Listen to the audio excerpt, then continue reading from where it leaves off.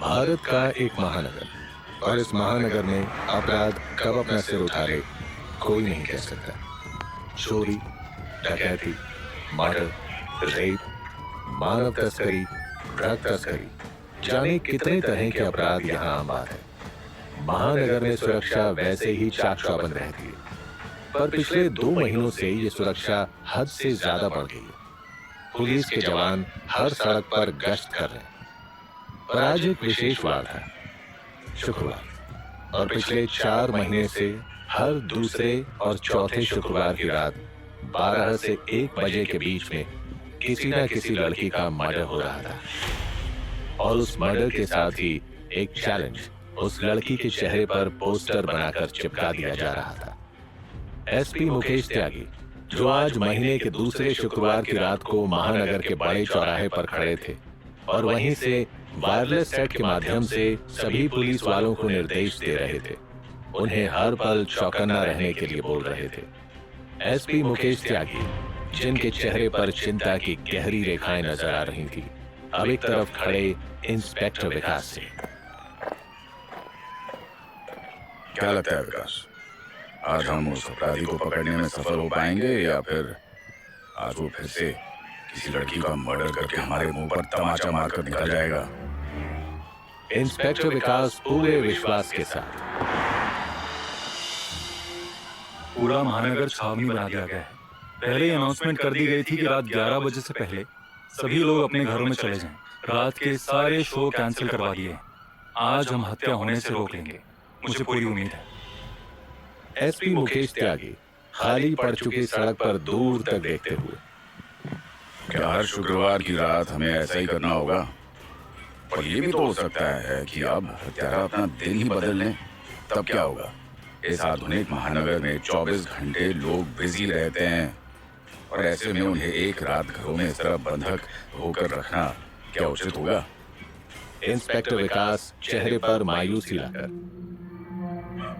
पर हम क्या कर सकते हैं सर? अपराधी ने जिस तरह से महीने के दूसरी और चौथे शुक्रवार की रात मर्डर किए हैं, हमें तो एहतियात के रूप में एक कदम उठाना ही होगा। पुलिस ने पूरी तरह से अपना हर तरह का नेटवर्क महानगर में फैला दिया था और अब सबको इंतजार था 12 से 1 के बीत जाने का। समय तो बीतना ही था, पर हर बढ़ते मिनट के साथ हर पुलिस वाले की नजर और भी ज्यादा सतर्क होती जा रही थी। एसपी मुकेश त्यागी अपने हाथ में बंधी घड़ी की तरफ देखते हुए, 12:01 हो गया है विकास। इंस्पेक्टर विकास, जिसने जीप के बॉनेट पर इस वक्त अपना लैपटॉप ऑन किया हुआ था और उसमें हजारों की तादाद में रेड डॉट नजर आ रहे थे, जो महानगर की हर गली, हर सड़क पर दिखाई दे रहे थे। ये पुलिस वालों की उपस्थिति को दर्शा रहे थे। फिक्र मत कीजिए सर, इस बार हमारी सुरक्षा किसी भी लड़की की हत्या नहीं होने देगी, और अगर हत्यारे ने ऐसी कोई भी कोशिश की तो वो बचकर नहीं निकल पाएगा।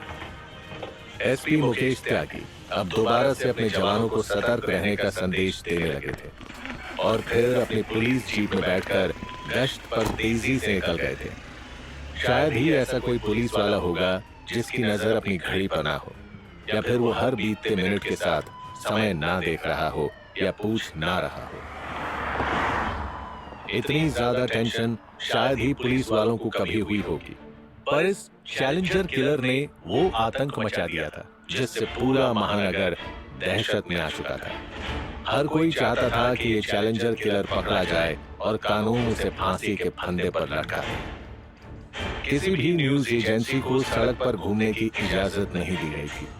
उन्हें जो भी न्यूज बतानी थी वो सिर्फ अपने न्यूज रूम से बता सकते थे। अब सीसीटीवी के माध्यम से वो न्यूज ब्रॉडकास्ट कर रहे थे और दिखा रहे खाली पड़े सिनेमा हॉल, मॉल, सड़कें, होटल, क्लब, जहां एकदम सन्नाटा पसरा हुआ था। वो पब्लिक जिन्हें रात में ही बाहर निकलने में ज्यादा आनंद आता था, वो इस वक्त टीवी के साथ चिपके अपने महानगर के इस नजारे को देख रहे थे। जिन लोगों को इस तरह की थ्रिलर न्यूज सुनना ज्यादा पसंद था, वो इस वक्त टीवी के सामने बैठे हुए थे। बेहिसाब लड़कियों के फोन इस वक्त चालू थे जो इस महानगर में अकेली रहकर जॉब कर रही थी। उनके माता पिता उनके लिए बेहद चिंतित थे और वो इस वक्त अपनी बेटियों से बात कर रहे थे। पुलिस के साथ साथ सुरक्षा की व्यवस्था देखने वाले सुरक्षा गार्ड और चौकीदार भी अपने मालिकों के प्रति पूर्ण रूप से वफादारी दिखाते हुए सतर्क खड़े नजर आ रहे थे, वरना इतनी रात को शायद वो भी नींद की छोटी झपकी ले लेते।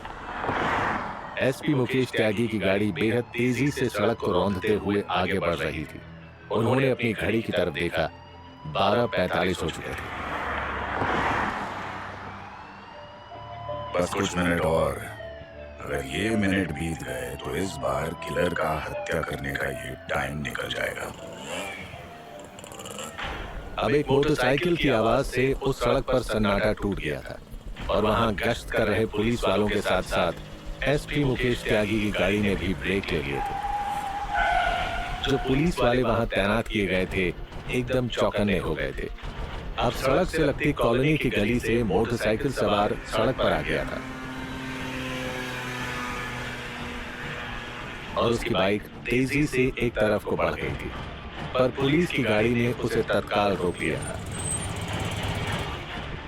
एसपी मुकेश त्यागी की गाड़ी भी तेजी से उस मोटरसाइकिल सवार के पास आकर रुक गई थी और खुद एसपी साहब गाड़ी से उतरकर उस मोटरसाइकिल सवार के पास आ गए थे। अपना हेलमेट उतारो। कौन हो तुम? व्यक्ति जो अपने आप को पुलिस से इस तरह घिरा हुआ पाते ही घबरा गया था। मुझे हॉस्पिटल जाना है, मेरे पिताजी वहाँ एडमिट है। एसपी मुकेश त्यागी अब उसे बहुत बुरी तरह से झाड़ते हुए, रात के 1 बजने वाले हैं और तुम इस वक्त हॉस्पिटल जा रहे हो? अगर तुम्हें हॉस्पिटल जाना था तो टाइम पर जाते। ये कौन सा वक्त है तुम्हारा हॉस्पिटल जाने का? क्या तुम्हें मालूम नहीं है क्या पूरे शहर में कर्फ्यू लग चुका है? जी मुझे मालूम है, पर मुझे अपने पिता की बहुत चिंता हो रही है। उनकी हालत बेहद नाजुक है, बचने की कोई आसार नहीं। मुझे हॉस्पिटल जाने दीजिए, कहीं वो गुजर गए तो आखिरी वक्त पर मैं उनसे मिल भी नहीं पाऊंगा। एसपी मुकेश त्यागी अब उसे ऊपर से नीचे की तरफ देखते हैं और फिर हवलदार को इशारा देते हुए, इसका नाम और एड्रेस पूरी तरह नोट करके इसे हॉस्पिटल तक छोड़कर आओ और इंक्वायरी कर लेना कि इसका कोई हॉस्पिटल में एडमिट है भी या नहीं। जी सर। हवलदार अब उस आदमी के साथ हॉस्पिटल की तरफ निकल गया था। एसपी मुकेश त्यागी ने घड़ी की तरफ देखा, 12:55 हो गए थे। सिर्फ 5 मिनट का समय रह गया है 1 बजने में। अब उनके चेहरे पर हल्की सी आशा और भरोसा नजर आने लगा था और इसी वक्त एक phone call police control room में पहुंच गई थी और उस कॉल को फौरन सारे थाने, चौकी और सुरक्षा में लगे पुलिस अधिकारियों के पास ट्रांसफर कर दिया गया था। फोन से इस वक्त एक आदमी की घबराई हुई आवाज वायरलेस सेट के माध्यम से सबको सुनाई देने लगी थी। एसपी मुकेश त्यागी जो अपनी गाड़ी में बैठकर अभी वहां से आगे बढ़ने वाले थे, पर अब वायरलेस सेट पर आ रहे उस कॉल को सुनकर हैरान रह गए थे। उस घबराई हुई आवाज ने उन्हें भी घबराने पर विवश कर दिया था। पुलिस कंट्रोल रूम में बैठा हवलदार जिसने कॉल अटेंड की थी अब उस व्यक्ति से बात करने लगा था। साथ में उस नंबर को साइबर टीम की तरफ भी फॉरवर्ड कर दिया गया था। सर घबराइए मत, क्या नाम है आपका और क्या समस्या है? जी मेरा नाम रॉबर्ट है। दरअसल मेरे दोस्त विलियम की बेटी टीना घर पर अकेली है। अच्छा, तो इसमें परेशानी वाली क्या बात है? आप उससे फोन करके पूछ लीजिए कि वो ठीक है या नहीं। जी थोड़ी देर पहले मेरे दोस्त विलियम का फोन आया था। वो बोल रहा था कि अभी थोड़ी देर पहले उसने अपनी बेटी को फोन किया और उसकी बेटी का फोन बात करते करते ही कर दिया और उसके बाद कॉल लगाने पर कॉल नहीं लगी। एसपी मुकेश त्यागी अभी बात सुनते ही एकदम हरकत में आ गए थे। जल्दी से आप हमें अपने दोस्त विलियम का एड्रेस दीजिए, हम फौरन आ जा रहे हैं। रॉबर्ट अपने दोस्त विलियम का एड्रेस बोलता चला गया था और सबसे नजदीक उस सड़क पर गश्त कर रही पुलिस की गाड़ी सेकंड के हिसाब से उस कोठी के सामने पहुंच गई थी। रॉबर्ट जो अभी भी लाइन पर था, मैंने भी टीना को 8-10 बार कॉल मिलाने की कोशिश की पर कॉल नहीं लगी। तब मैं पुलिस स्टेशन में फोन कर रहा हूँ हेल्प के लिए। एसपी मुकेश त्यागी जिसकी गाड़ी भी तेजी से एड्रेस की तरफ बढ़ रही थी। हमारी पुलिस आपके दोस्त विलियम के घर पहुंच चुकी है। हम आपको थोड़ी देर में सूचना देते हैं। पब्लिक सहायता केंद्र पर बैठे हवलदार ने अब रॉबर्ट की कॉल को डिस्कनेक्ट कर दिया था।